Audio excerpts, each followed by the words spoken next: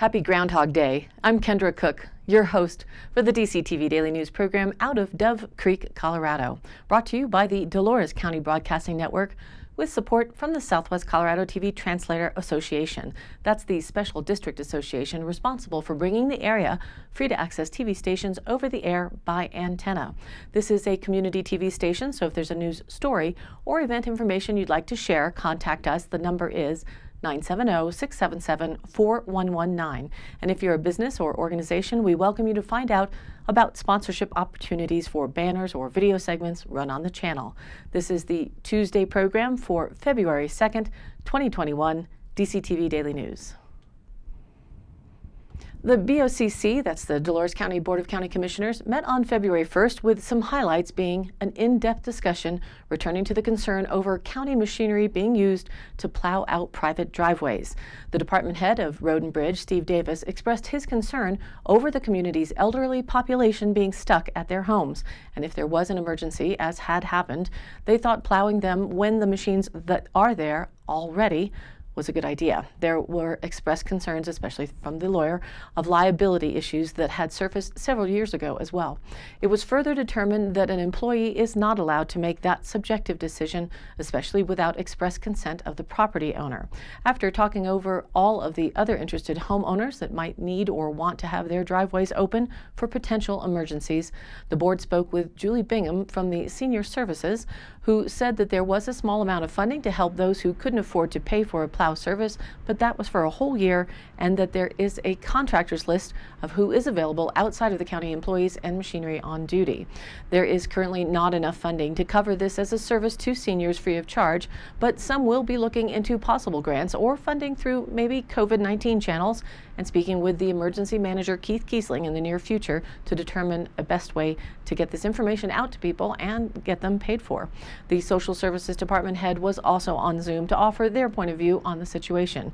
Again, there's a list of contractors and contact information that is being compiled, and DCTV will bring that to you as soon as we receive the completed update. And if you would like to include your contact on a list of people for shoveling or plowing locally in the Dove Creek area, please email me at dcbnnews@gmail.com. The Dove Creek Chamber will also be putting this information out to the public to be shared. And as a quick health department related update, though the state online data still shows Dolores County in orange, the CDPHE representative was again unable to make the Zoom meeting on Monday. There was also a feedback request on the state level for a proposed Dial 2.0 update, which would potentially change the data metrics that result in the regulations. That had feedback being returned by yesterday at 5 p.m., so we do not know the result of that quite yet. It would appear that we may be either in yellow or blue if that math is applied to our county. And as soon as we hear an official update, we will post it online and on the TV. Currently, the most recent data released on February 1st is that as of January 21st, with one active case listed and a total of 63 confirmed positives according to a variety of testing results. Vaccinations continue in the county, and they are posted on Facebook the following. Quote, Dolores County Public Health is hiring a part-time/temporary registered nurse to help with COVID vaccinations and scheduling. Please send resumes to P.O. Box 368, Dove Creek, Colorado 81324. And now let's take a look at the weather for the rest of the week. So the weather today already looks like an icky, mostly cloudy day, and they're expecting a high near 45 degrees. East-southeast winds around 5 miles an hour, and into tonight cloudy with a low just around 33 degrees. Southeast winds at around 5 miles an hour, so most of the snow should continue to melt in. And then for Wednesday, we're looking at a 40% chance of showers, mostly cloudy with a high near 47 degrees. So that'll mean rain. Southwest winds at 5 to 15 miles an hour might make the afternoon a bit gusty. And into Wednesday night, we're looking for a chance of rain and snow showers before 8, then a chance of snow showers overnight, mostly cloudy and a low around 23 degrees, with west-southwest winds at 10 to 15 miles an hour becoming north after midnight. The chance of precipitation remains at 50% on the overnight, and new snow accumulation is expected less than half an inch possible now. At least it's moisture absorbing into the ground. For Thursday, we're looking for a continued chance of 20% for snow showers just in the morning, and then by the afternoon, mostly sunny with a high near 35 degrees. The winds shift north at 10 to 15 miles an hour. For Thursday night, mostly clear and a low around 16. For Friday, mostly sunny and a high near 36 degrees. Friday night, mostly clear and a low around 18. And into the weekend, we have sunny skies on Saturday with a high near 40. Saturday night, mostly clear and a low around 20. And for Sunday, again sunny with a high near 42 degrees. Sunday night, mostly clear and a low around 22. And as you've seen, Puxatawny Phil, it's Groundhog Day today, he saw his shadow and predicts 6 more weeks of winter. And as long as there is more moisture in store, we will gladly take that this year. And now, back to our news. In disturbing local area news, reported in the Journal, photo courtesy San Miguel Sheriff's Office.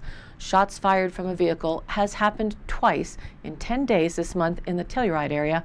That reported by the San Miguel County Sheriff.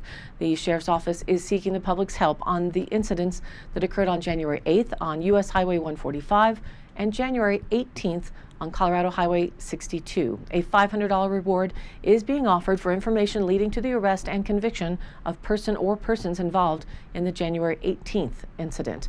According to a sheriff Facebook post, around 11:50 p.m., 4 to 6 shots fired from an unknown vehicle traveling south on Colorado 62 at about mile marker 9 near the former Ski Dallas resort. There were no injuries, but there was a report of property damage. Bullet casings were found at the scene. This is reported in the Journal. Witness reports indicate a suspect vehicle has a louder than normal exhaust, that according to the sheriff's report. And on January 10th, the San Miguel Sheriff's Office reported 8 to 10 shots were fired from an unknown vehicle traveling west on Colorado Highway 145 at mile marker 80 in the Saw Pit area. There were no reports of property damage there. Anyone with information about the person or persons responsible or have information pertaining to the incidents is asked to call the San Miguel Sheriff's Office, and their number is 970-728-1911. Callers may remain anonymous. And reported by Gail Vanek, AP Photo, and this is from the Journal. It's February, and for those who grow their own gardens, it is often the start of the starts inside. That is, starting plants from seeds. Many types of plants need a couple of months inside or in a greenhouse environment before they are able to be planted in a Southwest Colorado outside garden. As it becomes more and more important to be able to have access to good, nutritious food sources, planting a garden or supporting those who do will be more and more a focus for 2021. She writes, quote, "With the arrival of COVID-19, many people have turned to online or catalog shopping.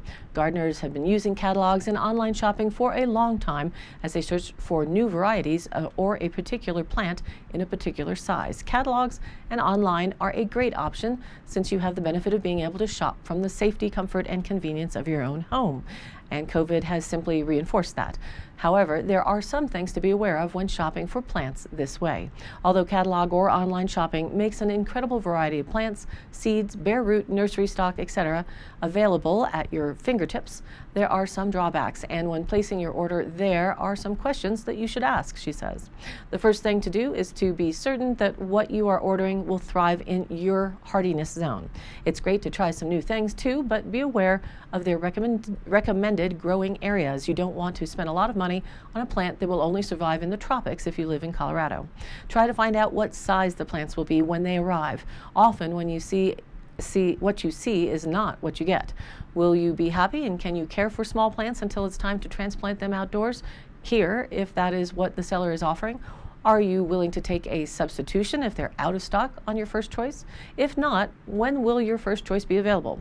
Can it be safely shipped at that time of year without risk of drying out, freezing, or overheating? Find out when you will be billed for the plants. Some companies bill as soon as your order is placed, and others wait until the plants are actually shipped.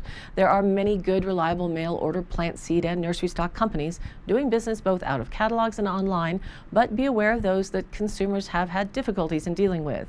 Ask friends, neighbors, other gardeners, or your local garden center if they're aware of a particular company's reputation. Google them or start page is a much better one, with the word X company reviews, and that means whatever the name of the company, and then the word reviews, to find what others' experiences are with ordering from them.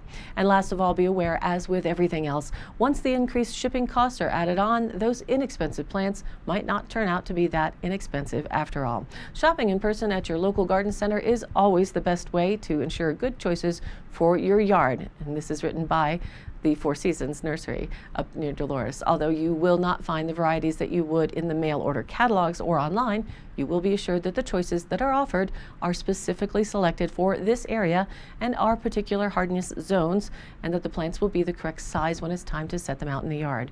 This is especially helpful to new or novice gardeners, as the staff will be able to answer your questions and help you make good selections.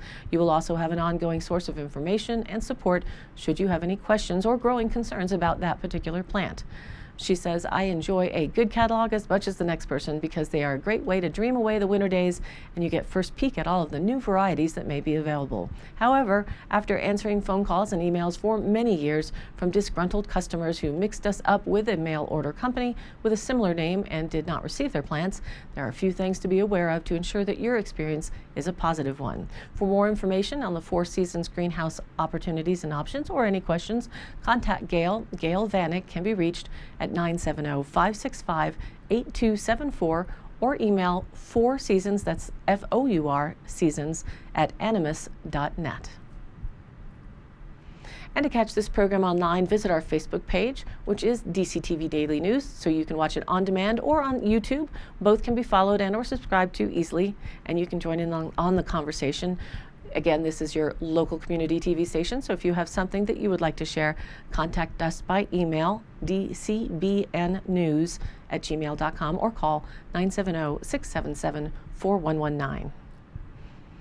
Thank you for tuning in to DCTV Daily News. If you like this program, again, please do like and follow us on Facebook and share it with your friends and family. This has been a production of DCTV for the DCTV Daily News program out of Dove Creek, Colorado, USA. I'm Kendra Cook. Be well and keep thinking for yourself.